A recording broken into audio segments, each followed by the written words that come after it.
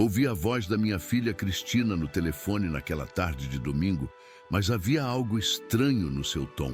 Uma ansiedade mal disfarçada que só percebi depois, quando já era tarde demais. Pai, gostou do chocolate que enviei? A pergunta parecia inocente. Um presente de filha para pai. Algo tão comum, tão normal.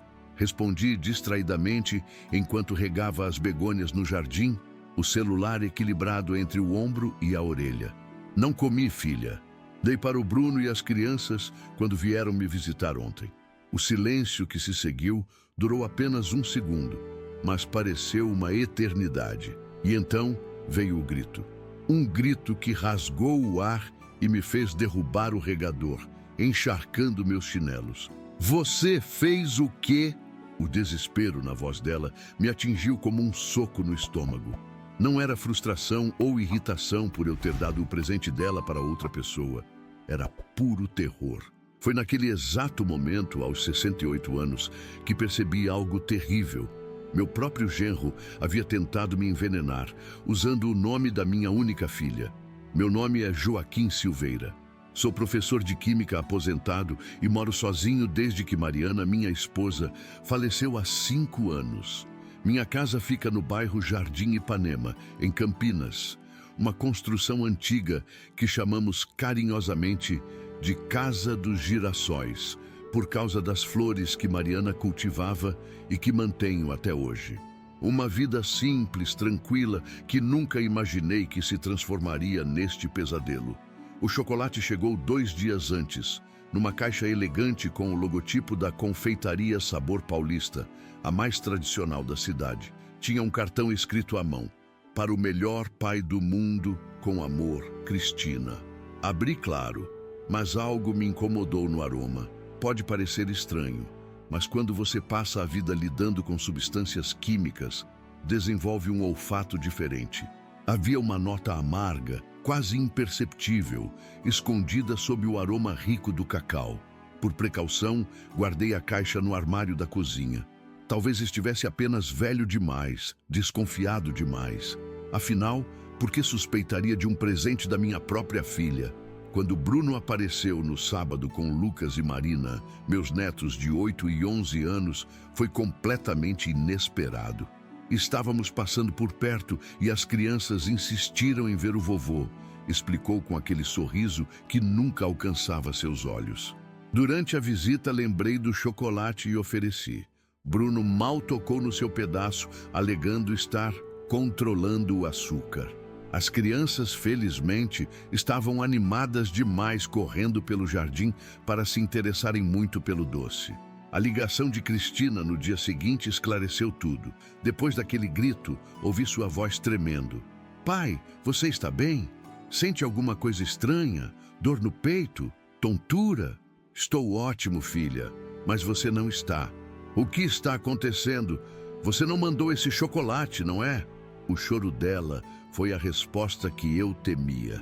Entre soluços, Cristina explicou que Bruno havia mencionado casualmente ter enviado um presente em nome dela, algo que a deixou confusa, pois não tinha conhecimento disso. Quando insistiu em saber detalhes, ele desconversou. Foi só quando ela viu uma pesquisa sobre substâncias cardiotóxicas indetectáveis no histórico do computador deles que começou a juntar as peças. Meu primeiro instinto foi chamar a polícia imediatamente, mas algo me deteve. Anos como professor me ensinaram a analisar situações antes de agir. Se Bruno era capaz disso, do que mais seria capaz se encurralado? Cristina e as crianças estariam seguras? Desliguei o telefone prometendo cautela e imediatamente liguei para Paulo Bueno, meu vizinho e amigo de décadas. Como ex-delegado, Paulo entenderia a delicadeza da situação melhor que ninguém. 15 minutos depois, ele estava na minha cozinha, examinando o chocolate restante com luvas de jardinagem que improvisamos. Precisamos de uma análise profissional disso, Joaquim, disse ele, os olhos azuis endurecidos pela experiência de quem viu o pior da natureza humana durante anos de serviço. E precisamos de provas concretas antes de acusar alguém de tentativa de homicídio, especialmente um membro da família. Enquanto Paulo fazia algumas ligações, sentei-me na varanda, olhando para as flores que Mariana tanto amava. Como havia chegado a este ponto? Bruno sempre pareceu um bom genro. Educado, bem-sucedido como contador, aparentemente dedicado à família. Claro, notei mudanças nos últimos meses. As visitas menos frequentes, as perguntas sobre minha saúde e planos para o futuro que pareciam excessivamente interessadas. E havia o sítio Águas Verdes, propriedade que comprei com Mariana para nossa aposentadoria, que Bruno insistia que eu vendesse para simplificar as coisas. Mas daí a planejar minha morte, que desespero ou ganância poderia justificar tal ato? Paulo voltou com um plano. Sua antiga colega, delegada Renata Prado, da Delegacia de Proteção ao Idoso, nos ajudaria discretamente. Também contatamos a doutora Luciana Fontes, médica que cuida da minha pressão há anos no posto de saúde do bairro. Ela concordou em analisar uma amostra do chocolate sem alarde. E agora? Perguntei, sentindo o peso de meus 68 anos como nunca antes. Agora, meu amigo, respondeu Paulo, colocando a mão em meu ombro. Precisamos descobrir exatamente o que Bruno planejava, porque tenho quase certeza que o chocolate envenenado é apenas a ponta do iceberg. Mal sabia eu quão certo ele estava, e como a verdade completa seria ainda mais sinistra do que poderíamos imaginar. A doutora Luciana me ligou 3 dias depois, sua voz normalmente calma, agora tensa e urgente. Senhor Joaquim, o senhor pode vir ao posto agora? Preciso mostrar algo pessoalmente. O UBS Jardim Floresta estava quase vazio quando cheguei.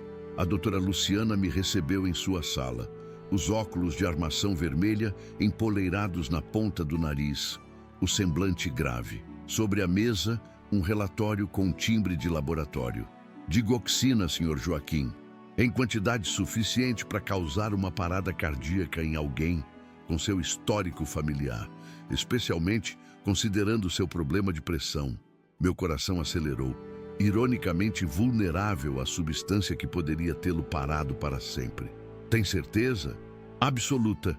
Fiz a análise com um amigo toxicologista sem mencionar nomes. A substância foi cuidadosamente misturada para se dissolver lentamente. Se o senhor tivesse comido o chocolate inteiro, teria um ataque cardíaco em até 12 horas. Seria diagnosticado como morte natural, considerando sua idade e histórico.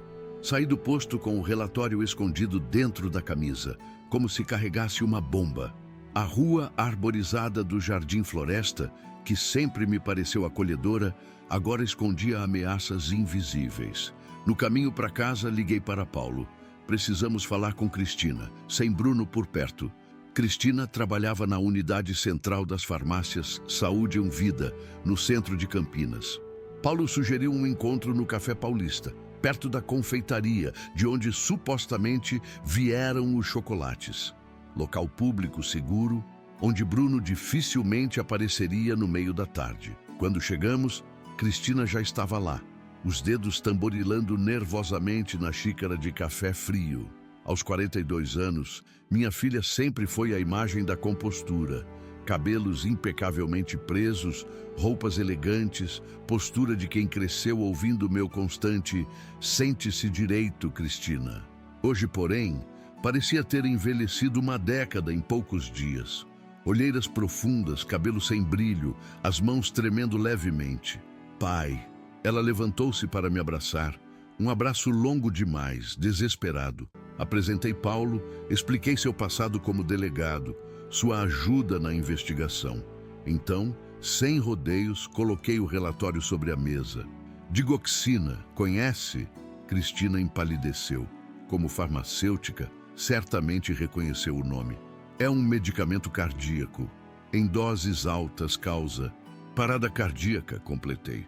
Exatamente o que teria acontecido se eu tivesse comido aquele chocolate que seu marido enviou usando seu nome. Ela cobriu a boca com as mãos, os olhos marejados. Não posso acreditar, não quero acreditar. Cristina, Paulo interveio com a gentileza firme de quem interrogou centenas de pessoas em momentos de crise. Precisamos entender o que está acontecendo. Bruno tem problemas financeiros, dívidas, mudanças recentes de comportamento? Ela hesitou, como se desvendando um quebra-cabeça interno. Ele tem andado estranho, distante. Às vezes, sai de madrugada, diz que vai caminhar para clarear a mente e... Ela baixou a voz. Encontrei extratos bancários escondidos, transferências grandes para contas que não reconheço. E sobre você? Perguntei. Como tem se sentido fisicamente? A pergunta pareceu confundi-la. Eu? Estou bem, só cansada, com estes problemas nas farmácias. Ela franziu a testa. Por que pergunta? Paulo e eu trocamos olhares. Por precaução, respondi. Gostaria que você fizesse alguns exames de sangue. Hoje, se possível. Mas não posso simplesmente aparecer em casa com resultados de exames que Bruno não saiba que fiz, protestou Cristina. Usaremos o laboratório de um amigo meu, Paulo garantiu. Sem registros oficiais, sem nomes verdadeiros. É fundamental, Cristina. Enquanto ela ligava para a farmácia dizendo que precisaria de mais algumas horas fora, Paulo me puxou para o lado. Precisamos revisar documentos, Joaquim. Testamento, procurações, seguros de vida, escrituras, tudo que esteja em seu nome ou no dela. Acredita que ele está planejando algo maior? Os olhos experientes de Paulo endureceram. Chocolate envenenado não é crime passional. É premeditado, calculado. Se ele foi tão longe, há um plano maior em jogo. Deixamos Cristina no laboratório do amigo de Paulo e fomos até minha casa. Na mesa da sala de jantar, espalhamos todos os documentos importantes que guardava na caixa de segurança desde a morte de Mariana. Testamento, deixando tudo dividido entre Cristina e os netos. Escritura da Casa dos Girassóis. Documentos do sítio Águas Verdes. Apólices de seguro, extratos bancários das economias de uma vida como professor. Tudo parece em ordem, comentou Paulo após 1 hora de análise meticulosa. Nenhuma transferência suspeita, nenhuma mudança recente de beneficiários. Talvez estejamos exagerando, sugeri. Parte de mim ainda relutando em aceitar a terrível verdade sobre meu genro. Paulo balançou a cabeça.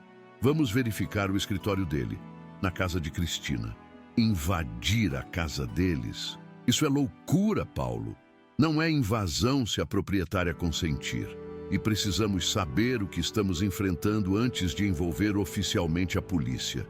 Cristina nos encontrou no laboratório 2 horas depois. O médico Dr. Newton nos chamou para sua sala privada. Fiz uma análise completa, especialmente atento a metais pesados e toxinas cumulativas. Ele explicou, mostrando resultados em seu computador. Há níveis elevados de arsênico no sangue, não letais ainda, mas consistentes com envenenamento gradual. O mundo girou ao meu redor. Bruno não estava apenas tentando me matar, estava envenenando a própria esposa lentamente. Cristina desabou na cadeira, branca como papel. Não é possível. Ele tem preparado chás para mim toda noite nos últimos meses. Diz que ajudam no estresse. Arsênico em doses baixas causa fadiga, dores de cabeça, problemas digestivos, explicou o Dr. Newton. Facilmente confundidos com estresse ou sobrecarga de trabalho. Continuado por meses, causa falência múltipla de órgãos. No carro, a caminho da casa de Cristina, no condomínio Bosque Real, minha filha chorava silenciosamente, o relatório dos exames amassado entre os dedos. Paulo dirigia, olhos fixos na estrada, expressão ilegível. As crianças, sussurrou Cristina de repente. Será que ele... Vamos buscá-las na escola primeiro, decidi. O Colégio Esperança fica no caminho. Chegamos ao colégio particular onde Lucas e Marina estudavam. Cristina explicou à coordenadora que precisava retirá-los mais cedo por uma emergência familiar. Enquanto esperávamos no pátio, Paulo me puxou para o lado. Precisamos de um plano. Se Bruno descobrir que sabemos, ele não vai descobrir, afirmei. Vamos direto para a delegacia depois de verificar os documentos. As crianças ficaram confusas com a retirada repentina, mas empolgadas com a aventura de ir para a casa do vovô fora de hora. Em seu mundo inocente, mudanças na rotina eram sempre emocionantes, nunca ameaçadoras. No condomínio Bosque Real, entramos silenciosamente, como ladrões em nossa própria família. Cristina levou as crianças para o quarto, distraindo-as com tablets e promessas de pizza para o jantar. Paulo e eu fomos direto para o escritório de Bruno. A princípio, tudo parecia normal. Papéis organizados, planilhas financeiras das farmácias, documentos fiscais. Mas Paulo, com olhos treinados por décadas de investigação, foi direto a uma gaveta específica. Sempre procure documentos escondidos no fundo, sob divisórias falsas, murmurou. E lá estavam, uma pasta preta com documentos que gelaram meu sangue, extratos de apostas online massivas, comprovantes de transferências para contas offshore e, o mais perturbador, um contrato com papel timbrado do Grupo Coruja, que Paulo imediatamente identificou como um agiota conhecido em Campinas. Ele deve mais de 1 milhão, sussurrou Paulo, com juros acumulados de 30% ao mês. Mas o horror verdadeiro estava em outra pasta, uma marrom, desgastada, escondida atrás de livros contábeis. Dentro, encontramos o plano completo, um testamento falsificado com minha assinatura, deixando tudo para Cristina. Procurações que eu nunca assinei, dando a Bruno poderes sobre minhas propriedades. Pesquisas sobre arsênico de liberação lenta e diagnóstico post-mortem de toxicidade. Um dossiê completo sobre minha rotina, meus medicamentos, meus hábitos e, o mais sinistro, um calendário marcando datas específicas. J. Finalização estava marcado para o domingo, o dia após a entrega do chocolate, e 2 semanas depois, C. Conclusão. Paulo fotografou tudo com o celular, metodicamente, página por página. Eu estava paralisado, olhando para a evidência física do mal planejado contra mim, contra minha filha, pela ganância, pelo dinheiro. Há mais, disse Paulo apontando para o laptop aberto de Bruno. Vamos verificar. Cristina entrou no escritório pálida. As crianças estão assistindo desenhos. Encontraram algo? Mostrei a ela o calendário, as marcações para J e C. Ela levou a mão à boca, sufocando um soluço. Ele planejava matar nós dois? Paulo assentiu gravemente, enquanto navegava pelos arquivos do computador. Primeiro o pai, por ser mais fácil de explicar como morte natural. Depois a esposa, provavelmente simulando um suicídio por culpa ou depressão. No computador, encontramos a confirmação final. E-mails trocados com uma tal Vanessa Cruz, representante farmacêutica que Paulo descobriu ser amante de Bruno. Mensagens discutindo como obter substâncias não rastreáveis, como administrá-las, como forjar assinaturas convincentes. Ele tem uma amante? Cristina sussurrou, a dor da traição somando-se ao horror da conspiração. Parceira no crime, pelo que parece, respondeu Paulo. E há mais, olhem isso. Apontou para um documento aberto, uma simulação financeira detalhando como Bruno assumiria controle total das farmácias Saúde em Vida após a morte da esposa, como venderia rapidamente o sítio Águas Verdes e a Casa dos Girassóis, como transferiria tudo para o exterior. No final, uma anotação.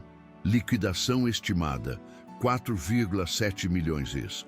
Pagamento dívidas, 1,8 milhão. Restante para nova vida no Uruguai. Cristina desabou na cadeira, o rosto nas mãos. Os próprios filhos, ele ia abandonar os próprios filhos. De repente o interfone tocou, ecoando pela casa como um alarme. Marina correu para atender, sua voz infantil alegre. Alô? Quem é? Paulo, Cristina e eu congelamos, trocando olhares de pânico. Pelo sistema de som interno da casa, ouvimos claramente. Oi, princesa, é o papai.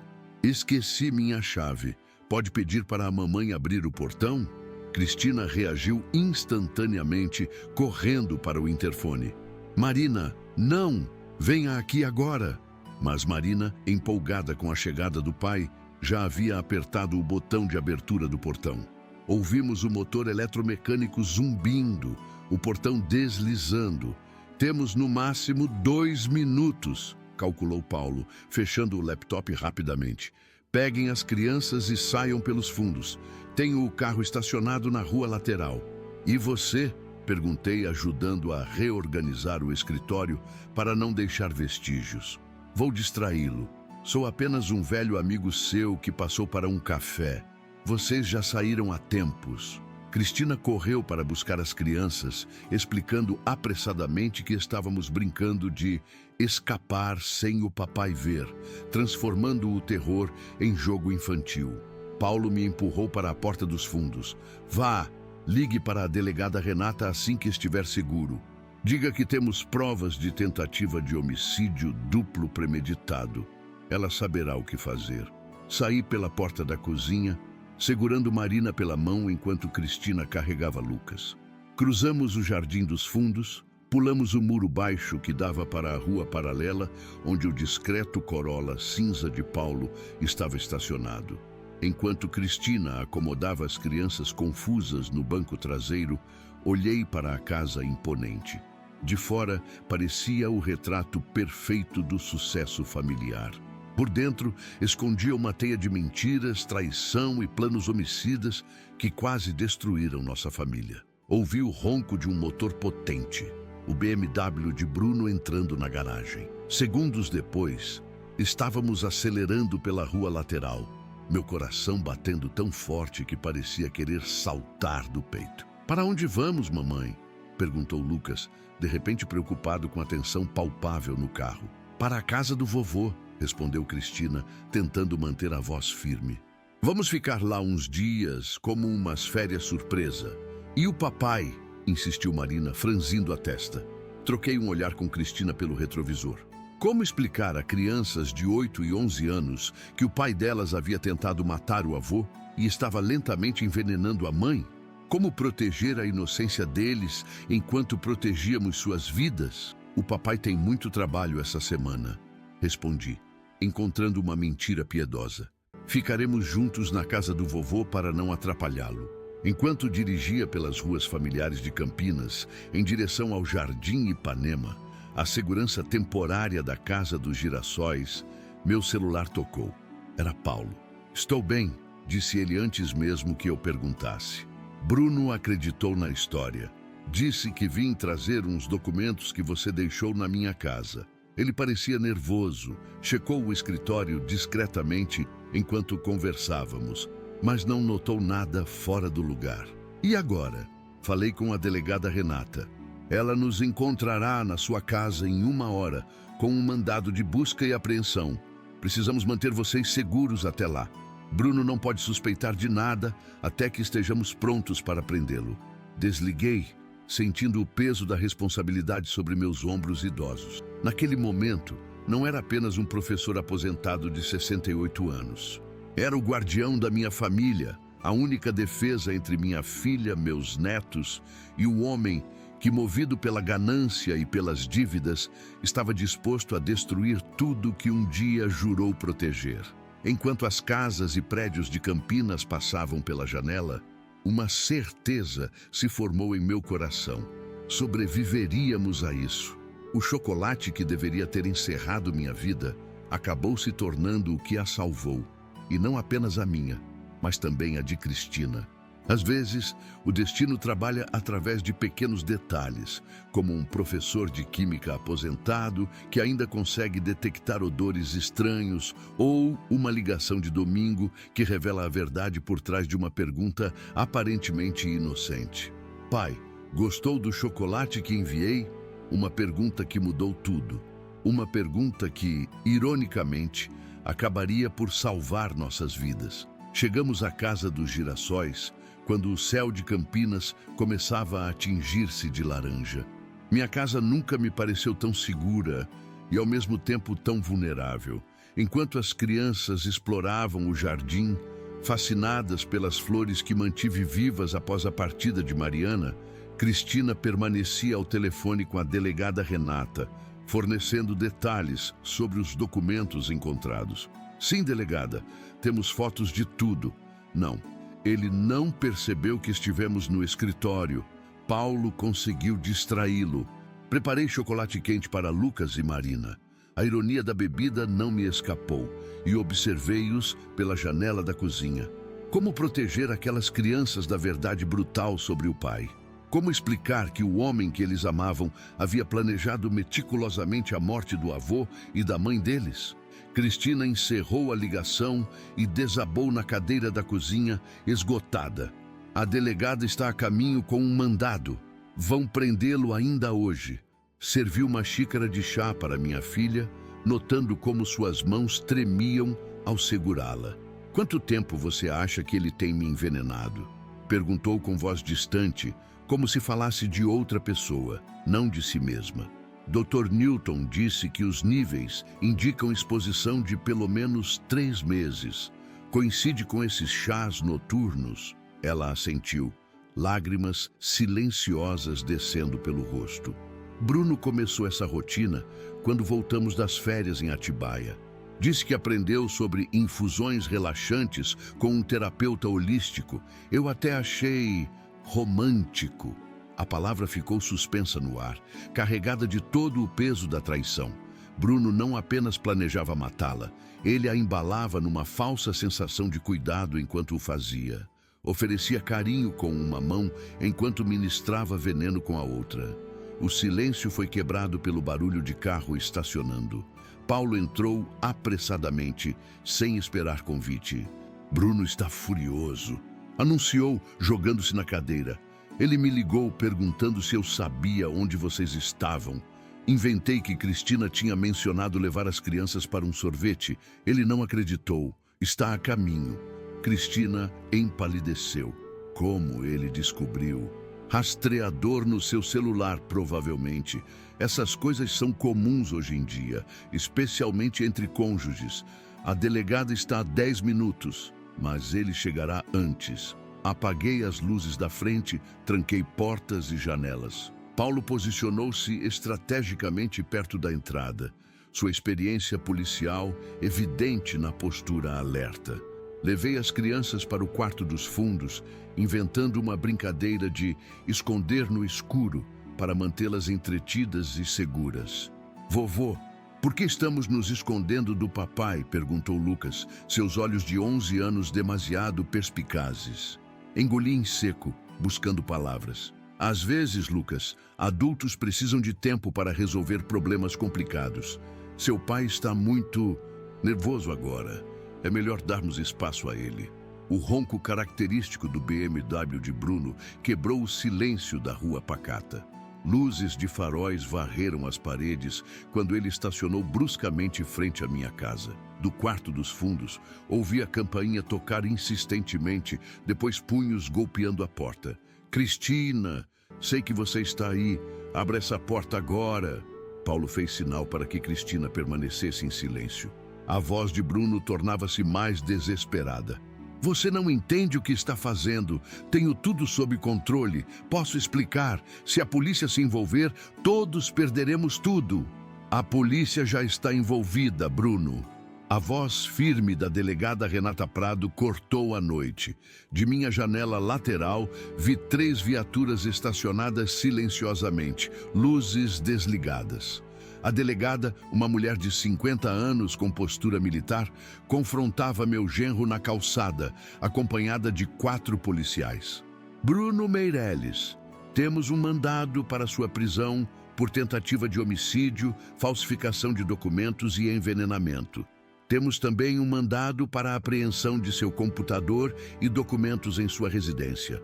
Bruno recuou, o rosto contraído em pânico. Por um momento pensei que se entregaria pacificamente. Então, num movimento súbito, correu para seu carro. Ele vai fugir, gritei. Mas a delegada previra isso. Uma viatura bloqueava a saída da rua. Bruno acelerou mesmo assim, subindo na calçada, derrubando a caixa de correio do vizinho. O BMW avançou alguns metros antes de colidir com uma árvore. Os policiais o cercaram imediatamente. Cristina abraçou os filhos, protegendo-os da visão do pai sendo algemado e colocado na viatura. As crianças, assustadas com o barulho, choravam sem entender completamente o que acontecia. Está tudo bem agora, sussurrou ela, embalando-os como quando eram bebês. Estamos seguros. A delegada Renata entrou em minha casa, acompanhada por uma assistente social, Teresa Santos, ambas com expressões graves, mas compassivas. Senhor Joaquim, senhora Cristina, precisamos de seus depoimentos formais. E ela olhou para as crianças. A doutora Teresa conversará com Lucas e Marina. É protocolo em casos envolvendo menores. Teresa, uma senhora de cabelos grisalhos e olhos gentis, aproximou-se das crianças com naturalidade. Vocês gostam de desenhar? Tenho alguns lápis de cor na minha bolsa. Podemos conversar enquanto fazemos desenhos bonitos. Enquanto Teresa levava as crianças para a sala de jantar, a delegada Renata nos atualizou em voz baixa. Apreendemos o computador e documentos da casa. A confissão foi praticamente imediata quando mostramos as evidências. Bruno está colaborando, aparentemente na esperança de redução de pena. E a tal Vanessa Cruz? Perguntou Paulo. Presa há 1 hora em seu apartamento. Encontramos evidências de que foi ela quem obteve o arsênico através de contatos na indústria farmacêutica. Também confessou, culpando Bruno por tudo. Cristina sacudiu a cabeça incrédula. Como não percebi? Como não vi o que estava acontecendo debaixo do meu nariz? A delegada colocou a mão em seu ombro. Senhora Cristina, manipuladores são especialistas em criar fachadas, especialmente para quem amam e confiam neles. Nas horas seguintes, prestamos depoimentos detalhados. Cristina descreveu os chás medicinais que Bruno preparava todas as noites. Expliquei sobre o chocolate, a ligação reveladora, as suspeitas que me levaram a investigar. Paulo complementou com sua experiência na coleta de provas. Por volta da meia-noite, quando Teresa já havia colocado as crianças para dormir em meu quarto, a delegada Renata nos mostrou algo perturbador. O diário de Bruno, encontrado em um compartimento secreto no forro do BMW. Achamos que vocês deveriam ver isso. Explica muita coisa. O diário detalhava um plano elaborado que ia além do que havíamos descoberto. Bruno não apenas planejava matar a mim e a Cristina.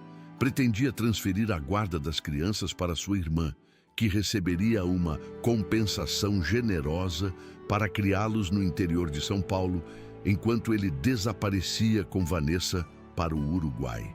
O plano dele era eliminar todos os obstáculos para uma nova vida, explicou a delegada, incluindo a responsabilidade com os próprios filhos.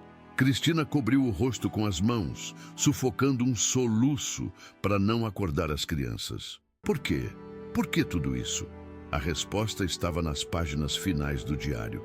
Bruno devia mais de 2 milhões a agiotas do Grupo Coruja, resultado de apostas compulsivas que manteve escondidas por anos. Os juros astronômicos tornavam impossível a quitação da dívida pelos meios convencionais. Quando os cobradores começaram a ameaçar sua família, ele concebeu o plano: eliminar o sogro idoso para acessar a herança que Cristina receberia, depois eliminar a própria esposa para controlar tudo, liquidar os bens, pagar as dívidas e fugir com o restante. Ele escreveu aqui, apontou a delegada para um trecho específico. É apenas adiantar o inevitável. O velho morreria em alguns anos mesmo, e Cristina nunca teve cabeça para negócios. Estou fazendo o que é melhor para todos. A frieza das palavras me atingiu como um golpe físico. Como alguém podia racionalizar o assassinato da própria família dessa forma? Como podia transformar vidas humanas, vidas que supostamente amava, em meros obstáculos a serem removidos? As dívidas de jogo explicam a urgência, comentou Paulo, folheando o diário. Mas há algo mais aqui, uma obsessão com status, com aparências. Ele não suportava a ideia de perder o padrão de vida, de ser visto como fracassado. A madrugada encontrou-nos ainda acordados, processando o horror do que quase acontecera. Cristina, exausta, adormeceu no sofá. A delegada partiu, prometendo retornar pela manhã com mais informações e orientações sobre os próximos passos legais. Paulo e eu permanecemos na varanda, observando o céu que lentamente clareava, trazendo um novo dia para o Jardim Ipanema. "Sabe o que me assusta mais, Paulo?" murmurei, sentindo cada um dos meus 68 anos. A facilidade com que ele planejou tudo, como se nossas vidas fossem apenas inconvenientes. Vi muito disso na polícia, Joaquim. Pessoas que objetificam outras pessoas, transformam seres humanos em obstáculos, em problemas a serem resolvidos. É a forma mais perigosa de desumanização. Um pássaro começou a cantar no jasmim que crescia junto à varanda. A vida continuava, indiferente aos dramas humanos. "O que acontece agora?" perguntei, mais para mim mesmo que para Paulo. "Julgamento, provavelmente condenação. As provas são esmagadoras, mas antes disso..." Ele gesticulou para dentro da casa, onde Cristina e as crianças dormiam. "Vocês precisam reconstruir, reinventar a família sem ele. Amanhã trouxe consigo uma nova realidade que precisávamos enfrentar." Lucas acordou primeiro, seus olhos procurando respostas que não tínhamos certeza de como oferecer. "Papai foi preso?" perguntou diretamente, sentando-se à mesa da cozinha, enquanto eu preparava o café da manhã. Parei de cortar o pão, colocando a faca cuidadosamente sobre a tábua. "Sim, Lucas, seu pai fez algumas coisas muito erradas. Ele queria machucar a mamãe?" Ouvi a moça policial falando sobre veneno. A perspicácia do menino não deveria me surpreender. Crianças absorvem muito mais do que os adultos percebem. "Lucas, essa é uma conversa difícil. Acho melhor esperarmos sua mãe acordar. Ele queria o dinheiro do sítio, não é?" Ouvi ele falando sobre isso com uma mulher no telefone. Disse que assim que o vovô, ele engoliu em seco, incapaz de completar a frase. Sentei-me ao lado dele, meu coração partido pela inocência perdida prematuramente. "Você ouviu conversas do seu pai? Por que nunca contou para a mamãe?" Lucas baixou os olhos, envergonhado. Ele disse que eu estava imaginando coisas, que era um jogo, uma brincadeira. Disse que se eu contasse para alguém, ninguém acreditaria em mim. Só acharia que eu estava inventando histórias. A manipulação se estendia até os filhos. Bruno havia silenciado até mesmo as suspeitas de Lucas, usando a insegurança natural de uma criança contra ela. "Lucas, olhe para mim", falei, segurando suas mãos pequenas nas minhas, calejadas pelo tempo. "Você não fez nada de errado.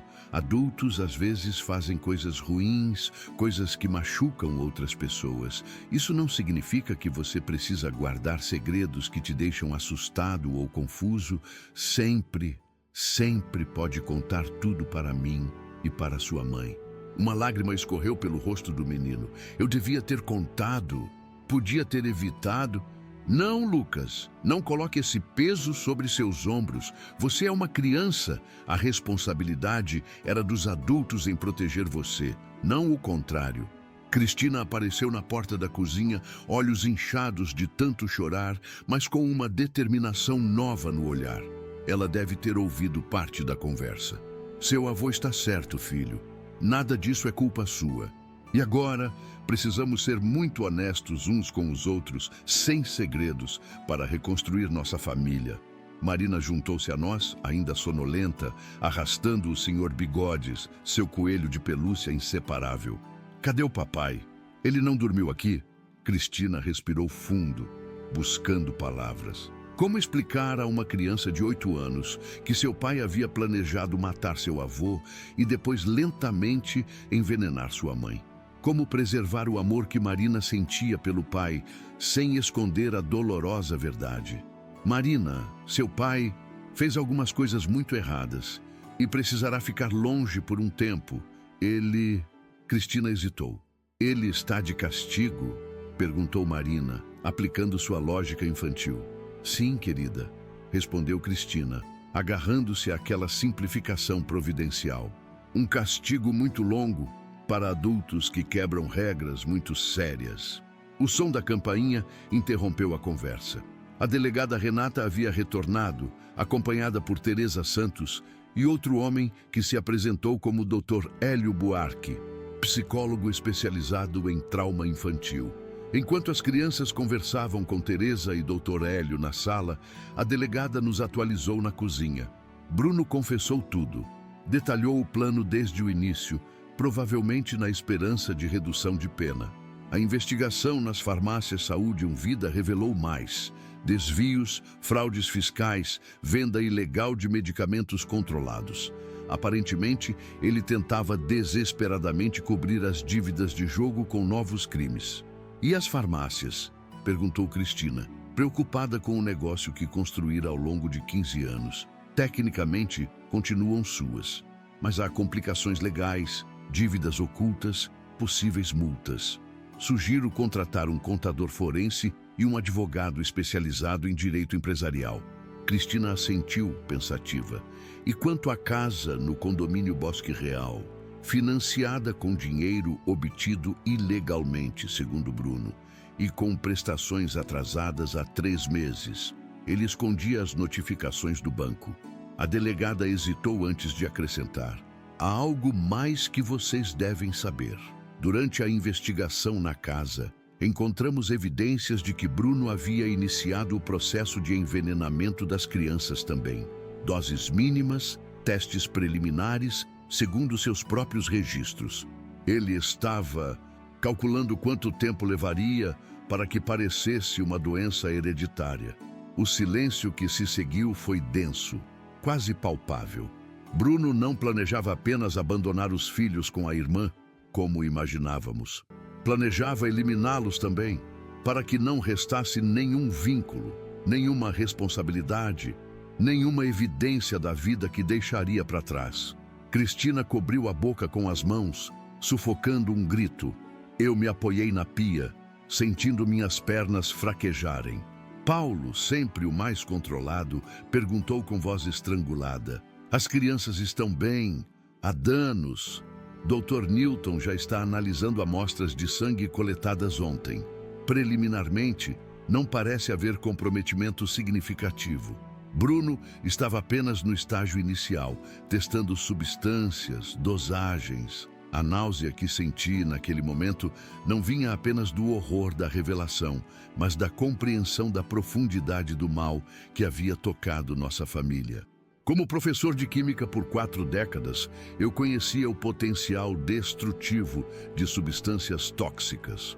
Como pai e avô, não conseguia compreender a mente capaz de calcular friamente a morte lenta de crianças inocentes, seus próprios filhos. Na sala, ouvíamos as vozes suaves de Lucas e Marina conversando com os especialistas, respondendo perguntas, desenhando.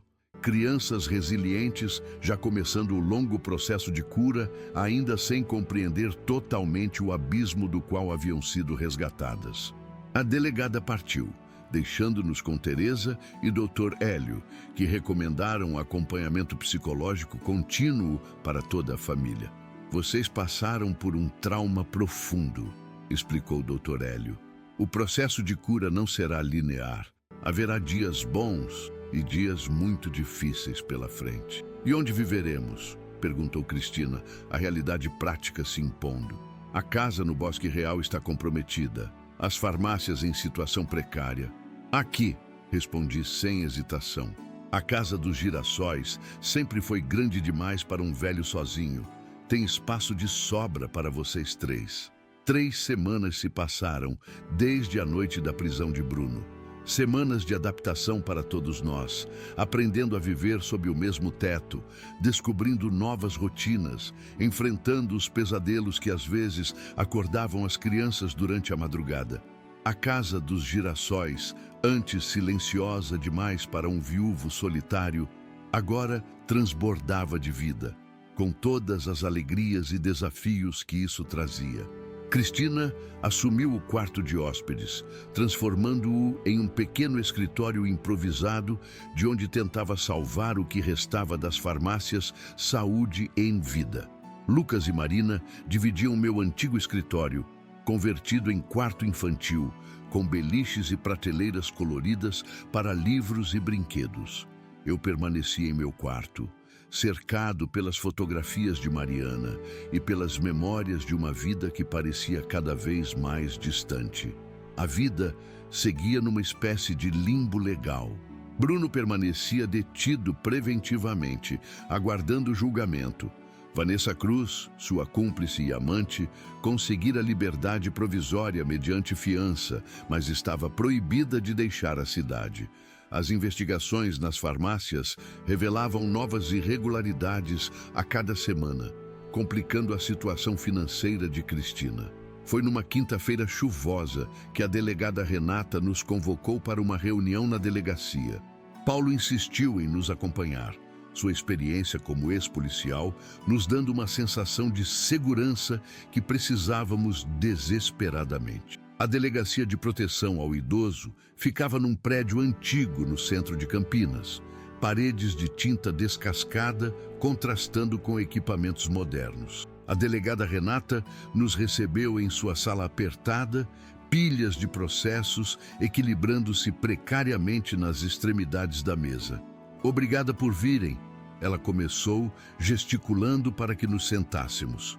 Chamei vocês, porque temos novidades importantes. Bruno está disposto a fazer uma confissão completa em troca de benefícios processuais. Que tipo de benefícios? Perguntei, sentindo uma pontada de indignação. Que direito tinha ele de negociar depois do que planejara fazer? Redução de pena, principalmente. O advogado dele está pleiteando que não seja denunciado por tentativa de homicídio contra as crianças, alegando que estava apenas na fase de planejamento, sem atos concretos. Cristina empalideceu. E vocês vão aceitar isso? A delegada suspirou, esfregando a têmpora. A decisão não é minha, senhora Cristina, é do Ministério Público. Mas estou recomendando fortemente que rejeitem essa parte do acordo. Temos evidências suficientes nos diários e no computador mostrando que ele já havia iniciado o envenenamento gradual, mesmo que em fases preliminares. Paulo inclinou-se para a frente, a experiência policial evidente em sua postura. Qual é o próximo passo, delegada? Uma acareação. Bruno solicitou falar com vocês dois. Ela apontou para mim e Cristina. Diz ter informações que só compartilhará pessoalmente. O juiz autorizou, desde que ocorra aqui na delegacia, com todas as medidas de segurança. Meu primeiro impulso foi recusar. Por que deveríamos nos submeter a mais manipulação desse homem? Mas algo no olhar da delegada me deteve. Há mais, não é? Perguntei. Ela assentiu, puxando uma pasta da gaveta. Encontramos isso no apartamento de Vanessa Cruz durante uma busca complementar. São documentos relacionados ao Grupo Coruja, o agiota para quem Bruno devia dinheiro. Abriu a pasta, revelando fotografias de homens armados, fachadas de estabelecimentos comerciais, endereços anotados, incluindo o da Casa dos Girassóis e do Colégio Esperança, onde as crianças estudavam. Eles estavam monitorando vocês, explicou a delegada. Bruno havia dado informações sobre toda a família como garantia de pagamento. Se ele falhasse, eles... Ela hesitou, olhando para Cristina. Eles tinham ordens para cobrar de outras formas. Um calafrio percorreu minha espinha. A ameaça não terminara com a prisão de Bruno. Pelo contrário, talvez houvesse colocado minha família em perigo ainda maior. Por que Bruno quer nos ver? Perguntou Cristina, a voz trêmula. Ele diz ter informações sobre os cobradores, sobre como neutralizar a ameaça, mas insiste em falar pessoalmente. Trocamos olhares, eu, Cristina e Paulo. Mesmo sem palavras, sabíamos que não tínhamos escolha real. Se havia qualquer chance de proteger as crianças dessa nova ameaça, precisávamos ouvi-lo. Quando? Perguntei finalmente. Agora, se estiverem preparados. Ele está na sala de interrogatório. Meu coração acelerou. Não esperava confrontar Bruno tão repentinamente. Cristina agarrou minha mão, seus dedos gelados apertando os meus. Assenti, tentando parecer mais forte do que me sentia. Estamos prontos. A sala de interrogatório era menor do que imaginei. Paredes cinza, uma mesa de metal no centro, câmeras nos cantos superiores. Bruno já estava lá, sentado, algemado à mesa. 3 semanas de detenção haviam transformado o homem elegante e confiante em uma sombra abatida. Barba por fazer, olheiras profundas, o olhar baixo. Quando entramos, eu, Cristina, Paulo e a delegada, ele ergueu a cabeça. Nossos olhares se cruzaram e vi algo que nunca esperava ver naqueles olhos sempre calculistas. Vergonha. "Obrigado por virem", murmurou a voz rouca. "Sei que não mereço." "Estamos aqui pelas crianças, Bruno", respondeu Cristina friamente. "Apenas isso." Ele assentiu, engolindo em seco. "Eu sei, é sobre elas que preciso falar, sobre como protegê-las." A delegada ligou o gravador, anunciando data, hora e presentes. Então fez sinal para que Bruno continuasse. "O Grupo Coruja não é apenas um agiota comum", começou ele, olhando para as próprias mãos algemadas. "É uma organização criminosa com conexões em toda Campinas. Política, polícia, empresários, eles têm gente em todo lugar." "Por que se envolveu com eles?" perguntei, incapaz de conter a pergunta que me atormentava. Bruno riu sem humor. "Comecei apostando pequeno, online. Quando as dívidas cresceram, precisei de dinheiro rápido. Os bancos não emprestam para quem já está endividado. O Grupo Coruja empresta para qualquer um, pelo preço certo. E o preço era sua alma", comentou Paulo. Bruno não contestou. "No início eram apenas juros altos. Depois, quando não consegui pagar, começaram as ameaças. Primeiro contra mim, depois contra a família. Fizeram-me entender que se eu não pagasse, cobrariam de outras formas. Mostraram fotos das crianças saindo da escola, de Cristina na farmácia central, do senhor Joaquim regando o jardim. Cristina levou a mão à boca, horrorizada. "E em vez de pedir ajuda, você decidiu nos matar?" Eu entrei em pânico. A voz de Bruno elevou-se desesperada. "Eles deram um prazo final. Ou pagava os 2 milhões em 3 meses, ou eles fariam um exemplo da minha família. Pensei que se o senhor Joaquim..." Ele olhou para mim, incapaz de completar a frase. "O dinheiro da herança e da venda do sítio seria suficiente para pagar tudo. Depois, quando percebi que não seria tão simples, que haveria investigação, inventário, o plano se expandiu. Para me incluir", completou Cristina, "e eventualmente as crianças." Bruno baixou a cabeça, as lágrimas caindo sobre a mesa de metal. Eu me tornei um monstro. Cada passo parecia necessário, inevitável. Cada nova ideia mais terrível que a anterior, mas sempre justificada pelo medo do que o Grupo Coruja faria se eu não pagasse. A delegada inclinou-se para a frente. "E agora? Por que decidiu cooperar? Porque percebi que, mesmo preso, coloquei minha família em perigo. O Grupo Coruja não desiste facilmente. Quando fui preso, a dívida passou automaticamente para Cristina, como minha esposa. Eles não se importam com a lei, não se importam que ela não saiba de nada. Para eles, família responde por família." Um silêncio pesado caiu sobre a sala. A ameaça que eu imaginava distante de repente parecia iminente, palpável. "Que informações você tem que possam nos ajudar?"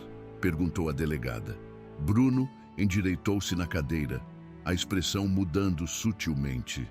Por um momento, vislumbrei o homem de negócios competente que ele um dia fora, antes que a ganância e o vício o consumissem. Nomes, endereços, contas bancárias, documentos que guardei como seguro, escondidos onde nem Vanessa sabe. Registros de pagamentos a funcionários públicos, políticos, policiais, o suficiente para desmantelar toda a operação. Se vocês garantirem proteção para Cristina e as crianças." A delegada trocou olhares com Paulo. "Isso é muito maior do que nossa delegacia, Bruno. Precisaríamos envolver a Polícia Federal, o Ministério Público." "Eu sei, é por isso que guardei essas informações.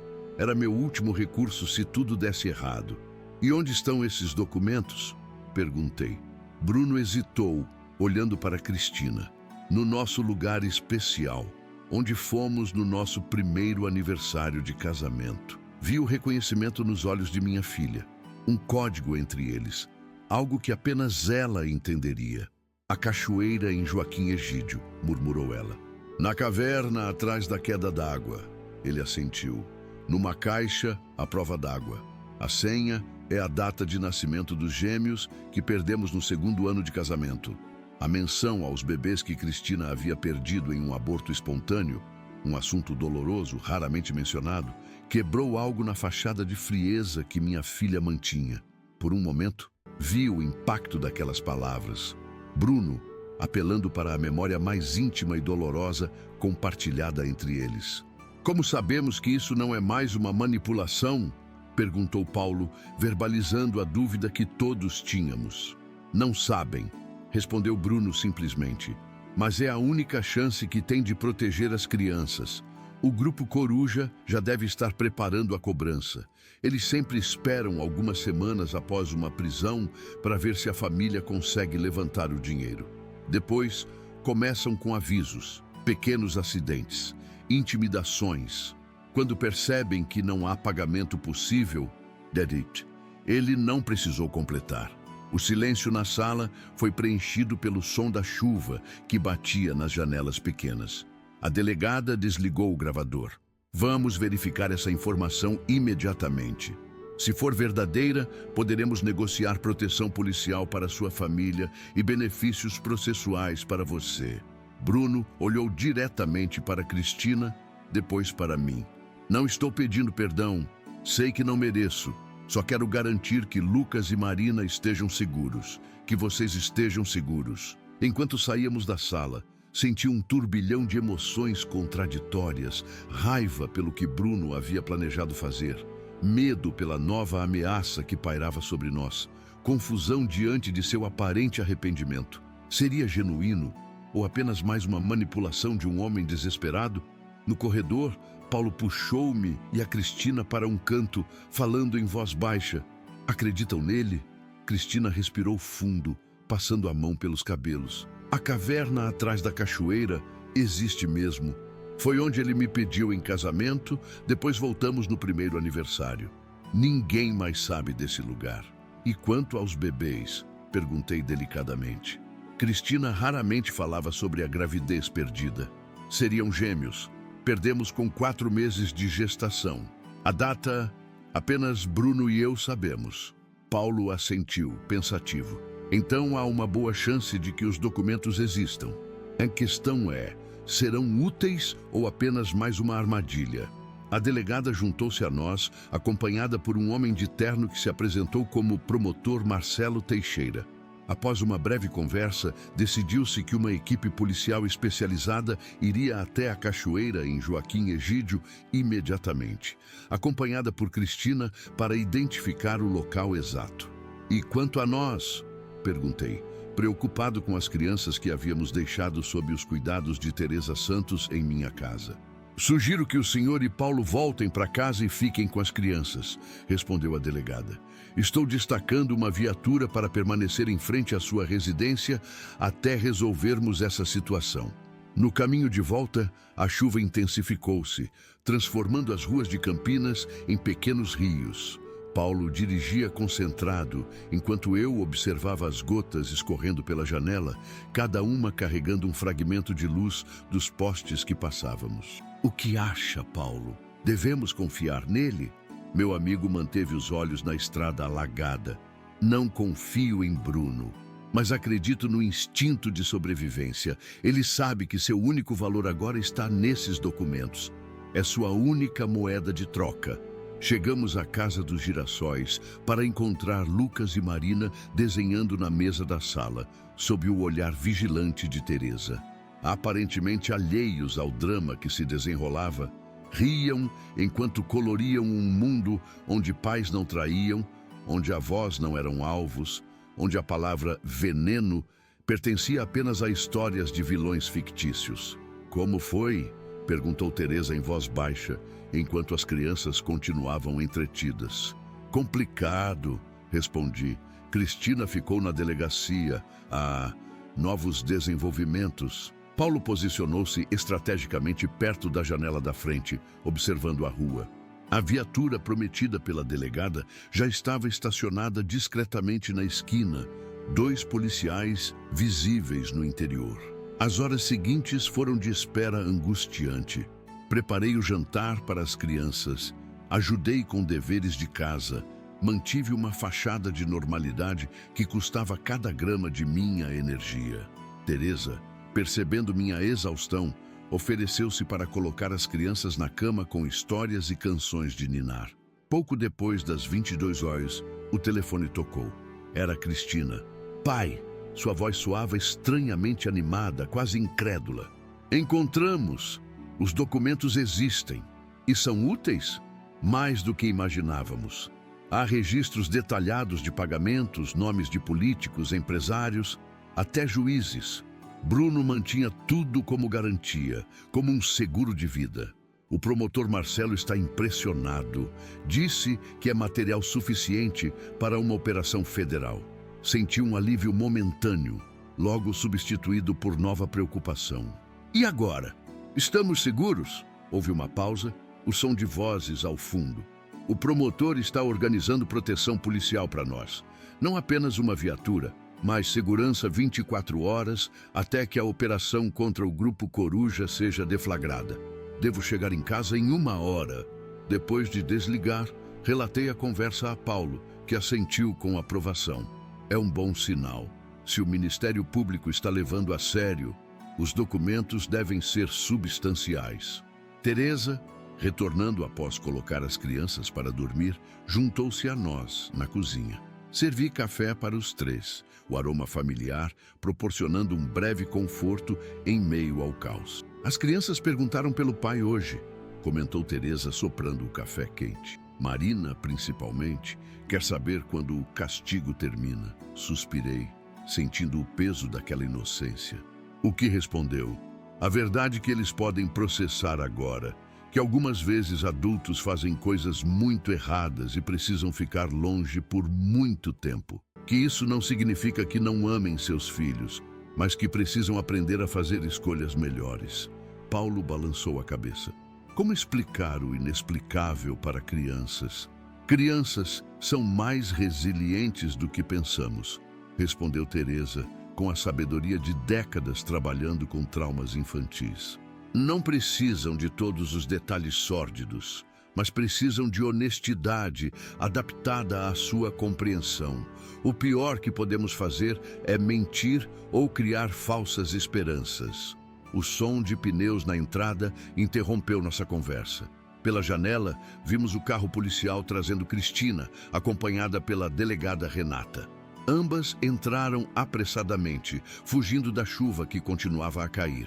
Cristina parecia transformada, ainda exausta, mas com uma energia renovada, um propósito. Trazia uma pasta grossa que colocou sobre a mesa da cozinha. Cópias dos documentos, explicou. O promotor Marcelo sugeriu que guardássemos uma versão, por segurança. A delegada aceitou o café oferecido, bebendo um longo gole antes de explicar. Estamos organizando uma operação conjunta com a Polícia Federal e o GAECO para os próximos dias. Os documentos fornecidos por Bruno são extraordinariamente detalhados. Registros de 5 anos de atividades do Grupo Coruja, incluindo subornos a autoridades, lavagem de dinheiro, extorsão. E quanto a Bruno? Perguntei. Qual será o acordo? A delegada e Cristina trocaram olhares. Foi minha filha quem respondeu. Ele será incluído no programa de proteção a testemunhas após cumprir parte da pena. Em troca de sua cooperação, não será acusado pela tentativa de envenenamento das crianças, apenas pelos crimes contra mim e você, pai. Percebi uma nota de conflito em sua voz.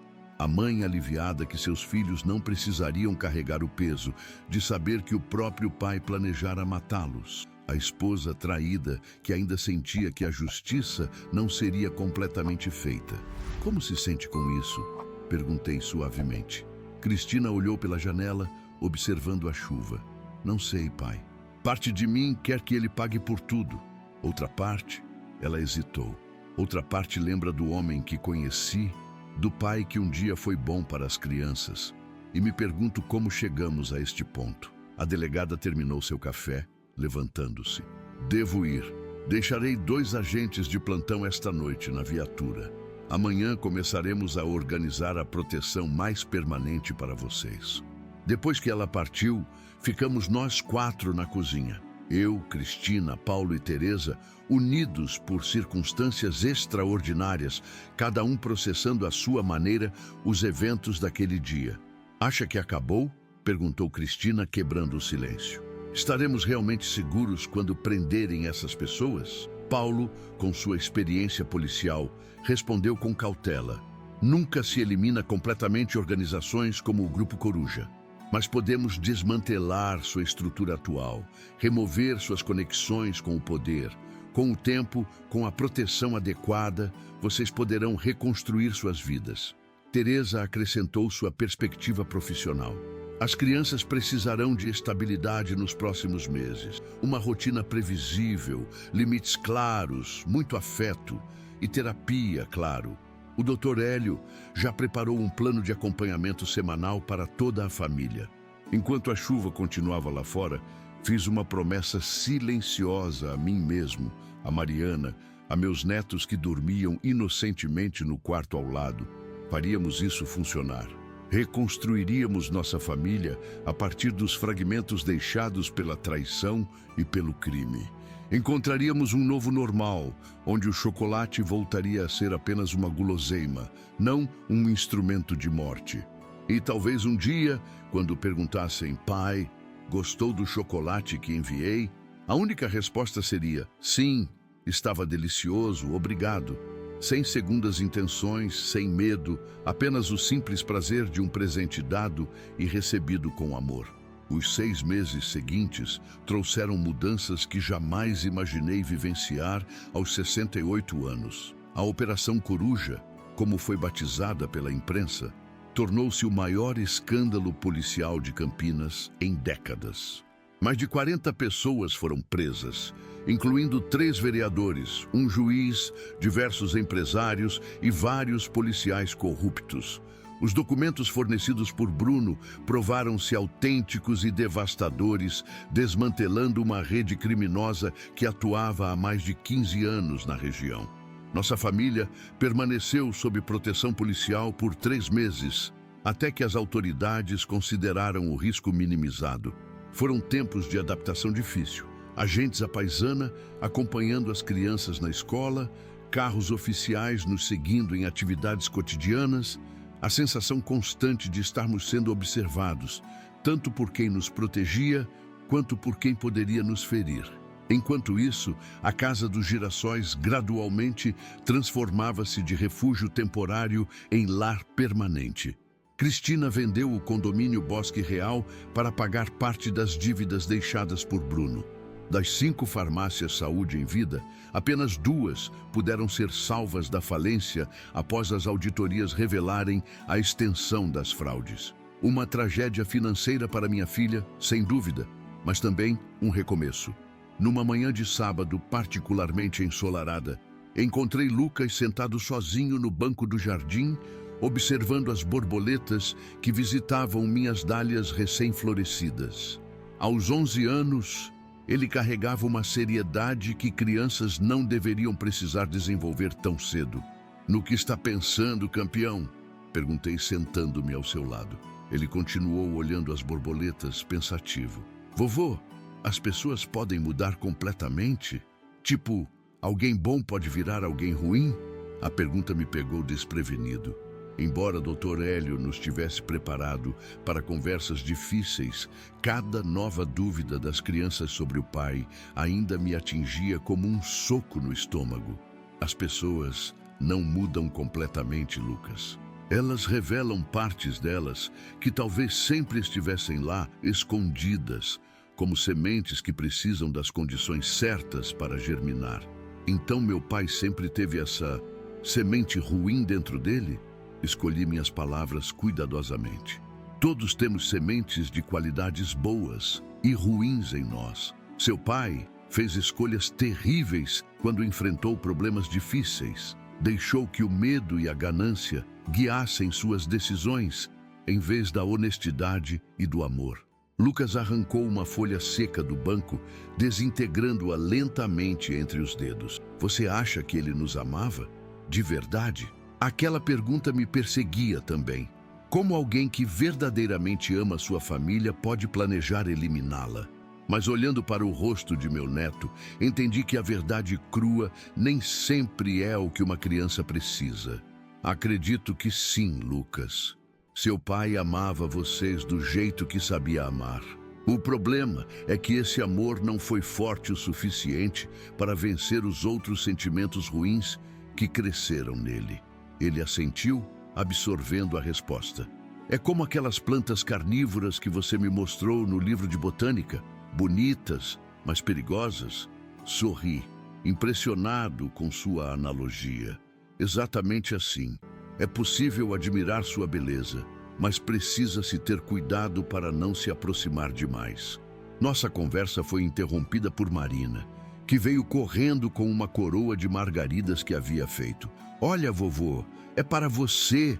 Coloquei a delicada criação sobre minha cabeça grisalha, provocando uma risada cristalina da minha neta. Naquele momento, vendo Lucas sorrir discretamente com as palhaçadas da irmã, senti uma onda de gratidão pela resiliência das crianças, por sua capacidade de encontrar alegria mesmo depois do trauma. Cristina juntou-se a nós no jardim, trazendo uma bandeja com limonada e biscoitos. Aos 42 anos, minha filha havia enfrentado mais perdas em poucos meses do que muitos encaram em uma vida inteira. O casamento, a confiança, o patrimônio, a segurança. No entanto, a cada semana que passava, eu observava um novo brilho surgindo em seus olhos. Não de felicidade ingênua, mas de determinação forjada nas chamas da adversidade. Notícias do julgamento, anunciou ela, sentando-se conosco. O promotor Marcelo ligou. Bruno foi condenado a 15 anos por tentativa de homicídio qualificado, fraude e associação criminosa. E a redução de pena pela cooperação? Perguntei. Cumprirá no mínimo 8 anos em regime fechado antes de qualquer progressão. Depois, entrará no programa de proteção a testemunhas, provavelmente com identidade nova, em outro estado. Lucas absorvia cada palavra, seu rosto ilegível. Marina continuava brincando com as flores, aparentemente alheia à conversa dos adultos, embora eu suspeitasse que ela captava mais do que demonstrava. Ele pediu para ver as crianças, continuou Cristina baixando a voz, antes de ser transferido para a penitenciária no interior. O que você respondeu? Perguntei, observando Lucas pelo canto do olho. Que dependeria deles, que não forçaria nenhum dos dois. Lucas surpreendeu-nos ao falar. Eu quero ir. Todos nos viramos para ele, espantados. Depois do trauma, das sessões intensas com o Dr. Hélio, da raiva expressa nos desenhos terapêuticos, esta era a primeira vez que Lucas manifestava qualquer desejo de contato com o pai. Tem certeza, filho? Perguntou Cristina cautelosa. Ele assentiu, a expressão séria além de seus anos. Tenho perguntas que só ele pode responder. Marina finalmente interrompeu sua brincadeira, percebendo a seriedade da conversa. Eu também quero ver o papai. Sinto saudades dele. Cristina olhou para mim, seus olhos buscando orientação. Dei de ombros levemente. Essa decisão precisava ser dela como mãe. Vou conversar com o Dr. Hélio, respondeu ela finalmente.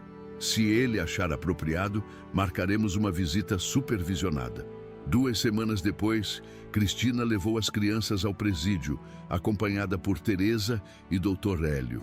Fiquei em casa, incapaz de enfrentar Bruno novamente, temendo que minha presença apenas complicaria um momento já emocionalmente carregado. Paulo apareceu para me fazer companhia, trazendo um tabuleiro de xadrez e uma garrafa de vinho tinto. Como está se sentindo, Joaquim? Perguntou ele enquanto arrumávamos as peças. Como um velho que deveria estar aproveitando sua aposentadoria tranquila, mas em vez disso está ajudando a criar netos e lidando com as consequências de uma quase tragédia familiar. Paulo sorriu levemente, movendo um peão. Reclama, mas no fundo está feliz com essa nova vida, não é? Considerei a pergunta enquanto estudava o tabuleiro. Feliz não é a palavra certa. Grato, talvez. Grato por estarmos todos vivos. grato por ter uma segunda chance de ser presente na vida das crianças, de uma forma que nem sempre consegui ser para Cristina quando trabalhava 60 horas por semana. A vida tem formas estranhas de nos dar o que precisamos, não o que planejamos, filosofou Paulo, capturando meu cavalo. Passamos a tarde jogando e conversando, uma amizade fortalecida pela adversidade compartilhada. Quando o sol começava a se pôr, ouvi o carro de Cristina estacionando.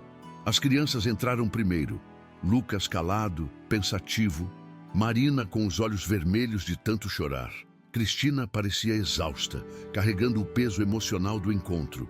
Depois que as crianças foram para o quarto, ela desabou no sofá da sala, aceitando a taça de vinho que Paulo ofereceu. "Como foi?" perguntei, sentando-me ao seu lado. "Difícil, Bruno estava diferente, mais magro, cabelos grisalhos aparecendo. Prisão envelhece as pessoas." Ela bebeu um longo gole. Ele chorou ao ver as crianças. Pediu perdão a eles. Disse que os amava, que seu cérebro estava doente quando planejou tudo aquilo. E as crianças? Marina chorou muito. Abraçou-o como se nunca quisesse soltar. Lucas manteve distância, fez suas perguntas. Por que fez aquilo? Se realmente nos amava, se o dinheiro era mais importante que a família. Bruno tentou responder da melhor forma possível. Admitiu seus erros sem desculpas. "Foi positivo, então?" perguntou Paulo. Cristina suspirou. "Dr. Hélio acha que sim. Disse que faz parte do processo de cura, especialmente para Marina, que precisa desse encerramento. Para Lucas, acho que foi mais uma confirmação.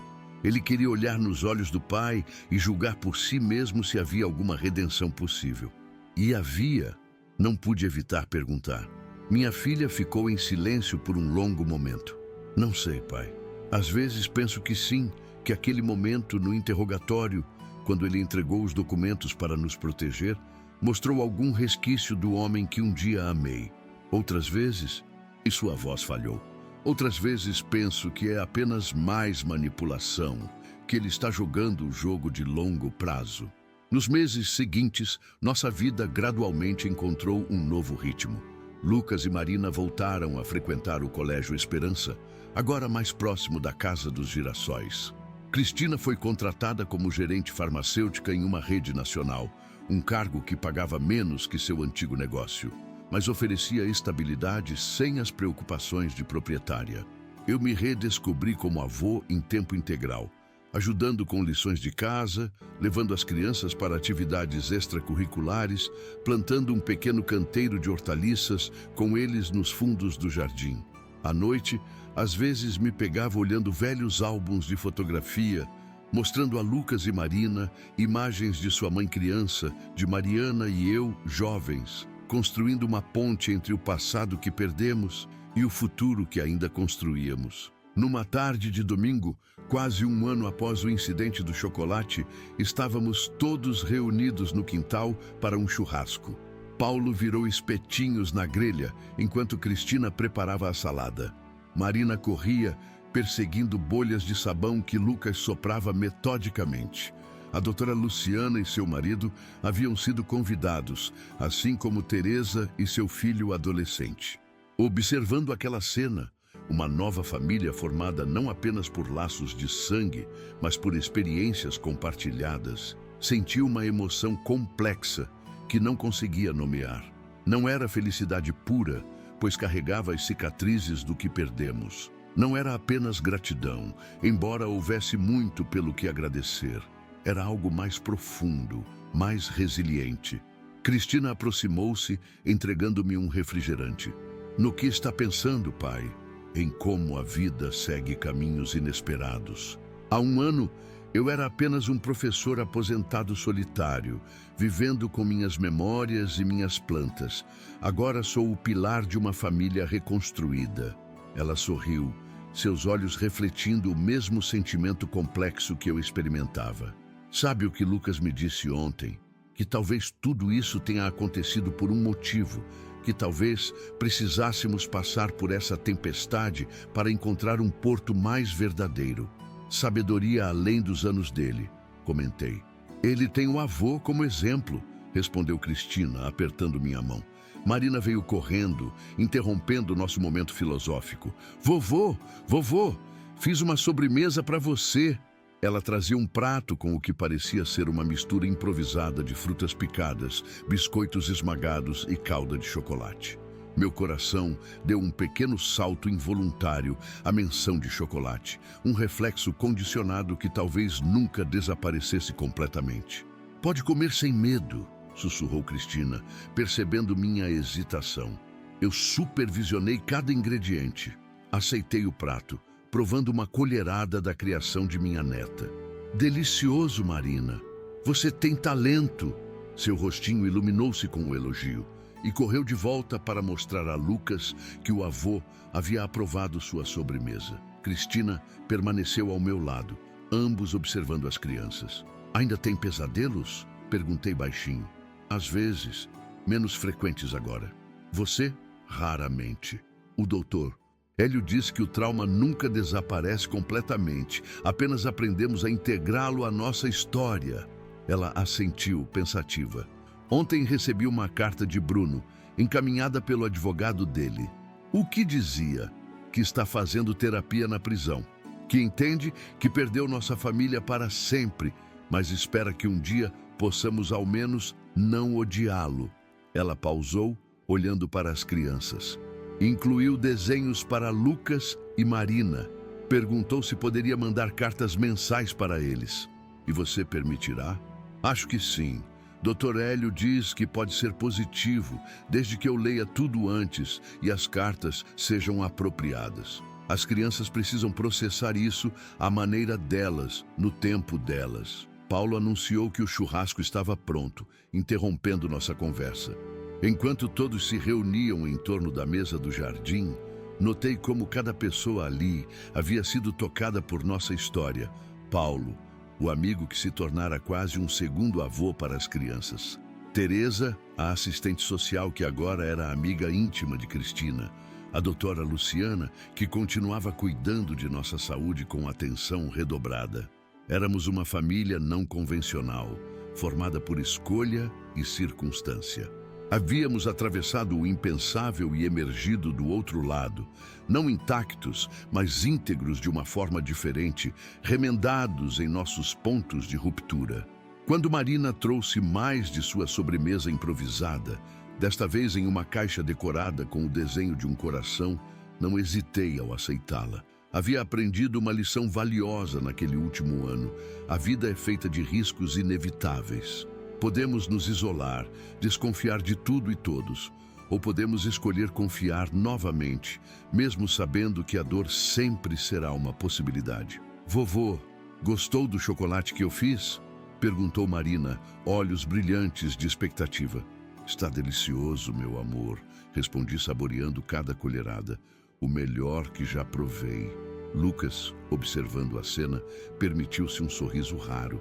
Cristina segurou minha mão sob a mesa, um gesto silencioso de compreensão compartilhada. Aquele momento simples, um avô comendo a sobremesa preparada pela neta, sem medo, sem hesitação, simbolizava nossa jornada completa, do terror à confiança, da traição à reconstrução, da morte quase certa à vida renovada. Olhando para o céu azul de Campinas naquela tarde de domingo, para as flores do jardim que Mariana havia plantado e que eu continuava cultivando, para a família improvável reunida em torno daquela mesa, entendi finalmente a pergunta que quase me matou. Pai, gostou do chocolate que enviei? Havia se transformado no maior presente que poderia receber. Não apenas a chance de continuar vivo, mas a oportunidade de viver uma vida mais plena, mais presente, mais consciente do valor de cada momento compartilhado com aqueles que amamos verdadeiramente. Quando olho para trás e revivo essa história que compartilhei com vocês, ainda sinto um frio na espinha ao lembrar daquele telefonema de domingo.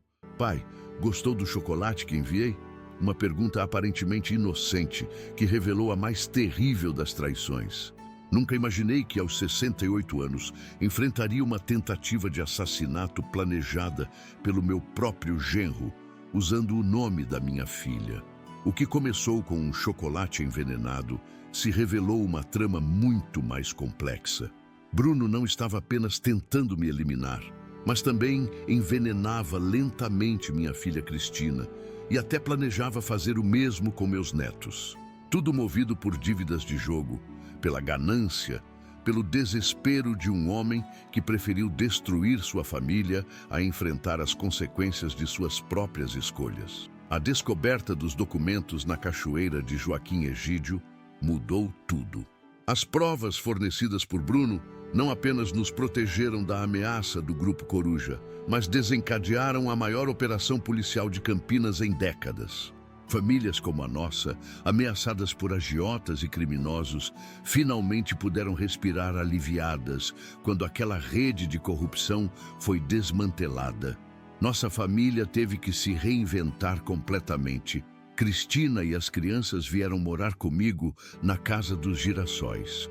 Perdemos muito materialmente, o condomínio de luxo, a maior parte das farmácias, mas ganhamos algo muito mais valioso: uma segunda chance.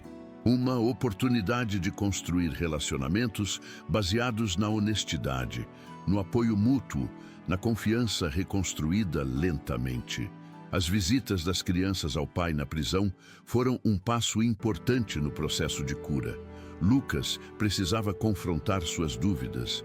Marina precisava expressar suas saudades. Não há manual para navegar situações como essa, apenas o compromisso diário de ser honesto com as crianças de maneira adequada à idade delas, sem destruir completamente a imagem do pai que um dia amaram.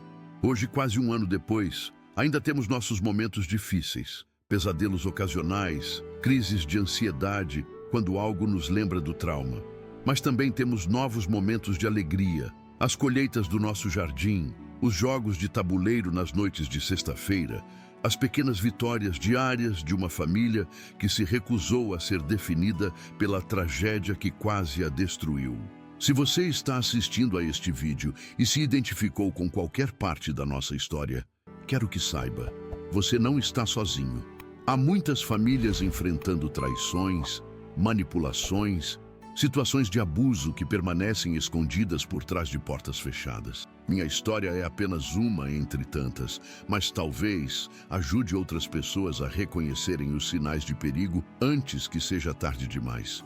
Por isso peço, inscreva-se no canal Meu Avô Falou. Cada inscrição permite que histórias como a minha alcancem mais pessoas, criando uma rede de apoio e conscientização. Compartilhe este vídeo com alguém que você acredita que precisa ouvir esta mensagem. Deixe seu like como forma de apoio a este trabalho tão importante. Nos comentários, conte-nos, você já viveu ou presenciou uma situação de traição familiar? Como superou? Que conselho daria para quem está passando por algo semelhante agora? Seus comentários não apenas me mostram que não estou sozinho nessa jornada, mas também criam uma comunidade de apoio para todos que assistem. Se puder, contribua também com o Valeu Demais, nossa forma de doação para manter o canal funcionando. Produzir estes vídeos tem custos, equipamentos, edição, pesquisa. Sua contribuição, mesmo pequena, ajuda a trazer mais vídeos diários com histórias importantes que precisam ser contadas. Isso faria uma diferença enorme para nosso trabalho. Visite também nossos outros vídeos no canal. Há tantas histórias inspiradoras de superação, alertas importantes, conselhos baseados em décadas de experiência de vida, histórias que podem mudar perspectivas e, quem sabe, até salvar vidas. Sou Joaquim Silveira, de Campinas, interior de São Paulo. Um professor aposentado que aprendeu da maneira mais dura que às vezes as maiores ameaças vêm daqueles em quem mais confiamos. Mas também aprendi que é possível reconstruir, recomeçar, encontrar força em lugares inesperados. E você? De onde está assistindo? Deixe nos comentários sua cidade, sua história. Vamos construir juntos essa rede de apoio, esse espaço de compartilhamento que pode fazer toda a diferença para quem está enfrentando seu próprio chocolate envenenado. Obrigado por assistir até aqui. Espero sinceramente encontrá-lo no próximo vídeo do canal Meu Avô Falou. Até lá, cuide-se e, acima de tudo, confie nos seus instintos. Eles podem salvar sua vida como salvaram a minha.